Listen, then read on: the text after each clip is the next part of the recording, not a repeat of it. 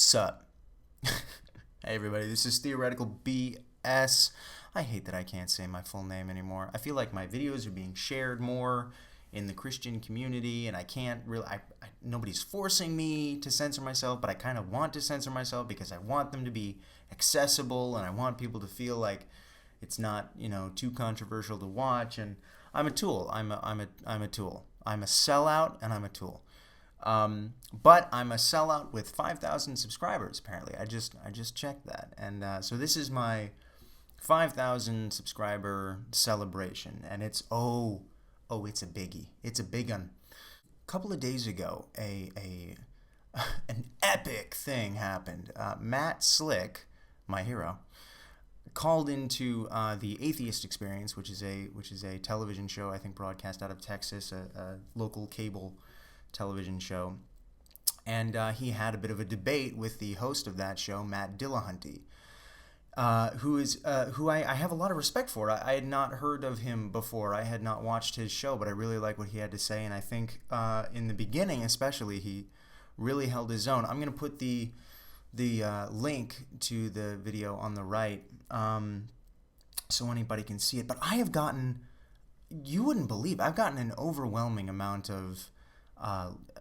emails and comments and private messages from people asking me to comment on that exchange. So this is what I'm going to do. I started typing out some notes for a quick little video, and it turned into 2 videos worth, and then 3 videos worth, and then 4 videos worth. And so this is going to be like a 4-part mini series on the Matt versus Matt extravaganza. I do want to say something about tag and the debate over God's existence in general that I've wanted to say for a long time, but I haven't quite found the context for it. And for a while I thought I would save it for whenever Matt responded to my Slick Logic video. For the record, for those of you who are curious about that, I'm giving up hope that that's going to happen. I don't think it will.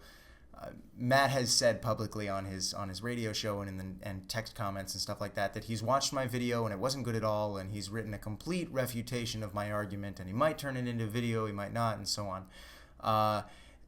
I've contacted Matt about that about 2 or 3 times now, and whenever I ask him if he's going to post his rebuttal on his website, or if he could just maybe email it to me, he breaks correspondence and he goes silent, and he's done this several times now. So it's getting harder and harder for me to give Matt the benefit of the doubt. Anyway, case in point, I'm not expecting a response from Matt to my Slick Logic video, but for the record, putting it out there in the universe for you guys, that I would still be delighted if it did happen. Anyway, I don't know if this is the right context or not, but I want to get something off my chest.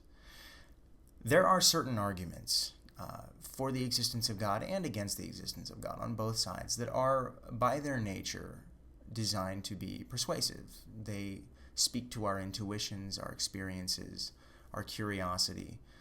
Their purpose is to change our minds, to offer us a view of the world and say, hey, try this on. See if it fits better than the view you're wearing now. And I think on the theistic side, an example of this might be the teleological argument for design, or the cosmological argument.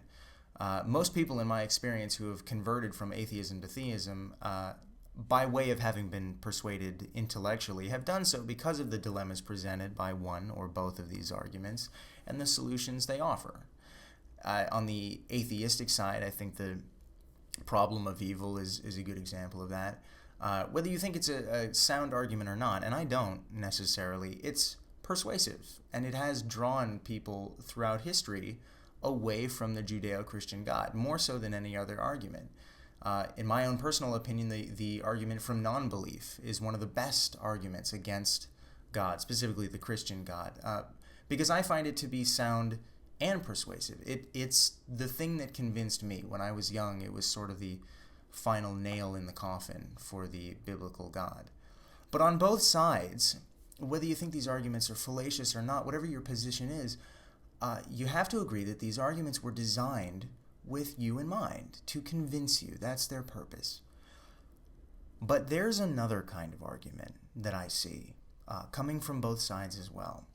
A kind of argument made for an entirely different purpose altogether. An argument designed for winning, for stumping you, for delivering a rhetorical TKO, a knockout punch that, if all goes according to plan, will leave its opponent confused or baffled or momentarily silenced. A gotcha argument, if you will. Now, gotcha arguments are never good. They're not good arguments. They're not sound. And they usually commit the most fallacies. But they take time to deconstruct and figure out why and what fallacies. And most importantly, they are not, by any means, persuasive. And I actually think that these kind of arguments are less frequent and more mild on the atheistic side. And I don't think that's bias. I think it's probably just a matter of proportion. Atheistic philosophers throughout history have obviously dedicated much more of their time and energy rebutting theistic arguments than coming up with their own. So, one example that comes to mind of a gotcha argument on the atheistic side is the alleged contradiction between God's omniscience and man's free will. I mean, that argument can make any Christian want to pull their hair out because it's difficult and it's time-consuming to dismantle. But it never genuinely gives a Christian pause. No theist that I know of has ever left their faith because intellectually they just knew that an all-knowing God could never coexist with their freedom of choice. But now let's talk about the theistic side. The two biggest gotcha arguments are the ontological argument, which, if you've ever heard it, literally borders on comical. I mean, it's such an absurd semantics game that most people, they don't even know how to tackle it. And then there's tag. And this is the point that I've been driving toward this whole time. The transcendental argument for the existence of God, tag. It takes a long time to understand, and an even longer time to understand its fallacies. I've already made 3 or 4 different 10-minute videos pertaining to tag, and I still didn't even cover half of what's wrong with it, which I suppose is why I'm making another 3 or 4 videos. You have to be, when it comes to tag, you have to be very careful with your language and your definitions. And that is because proponents of tag are so reckless with their language and definitions.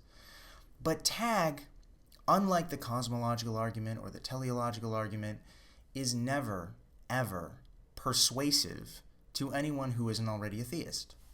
And it's not even persuasive to many theists. I've encountered a lot of converts, and I've never met one atheist turned believer who attributed their conversion to having been won over by tag. Never. Ever. I mean, if you know somebody, let me know. I'd be fascinated. I've seen the transcendental argument frustrate people. I've seen it discourage people.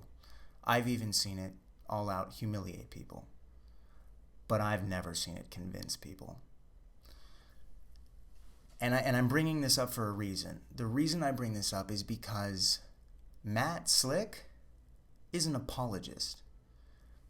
Convincing people of the truth of Christianity is his chosen profession. And yet, this is his favorite argument, hands down. He loves it. As a matter of fact, I've never seen Matt use another argument when he can use tag. And I think that says something about Matt. And I think it says something about the way that he views discourse. When I see Matt debate in text comments or on his radio show or some other media, and I've seen him debate a lot, I've studied him, he does not seem interested in winning someone over. He seems interested in winning. And when Matt starts to feel like the conversation is turning into like a pointless ping pong match, which by the way it always does when you're talking about tag, he begins to get demeaning and condescending, and he'll call someone dense or stupid or an idiot. And like clockwork, Matt has this breaking point where he will just come out and say it. He'll make the claim that the reason atheists aren't persuaded by his tag argument is because they don't have the intellectual capacity to understand it. And I suspect that this is Matt's way of rationalizing to himself why he is an unsuccessful apologist. On with the show.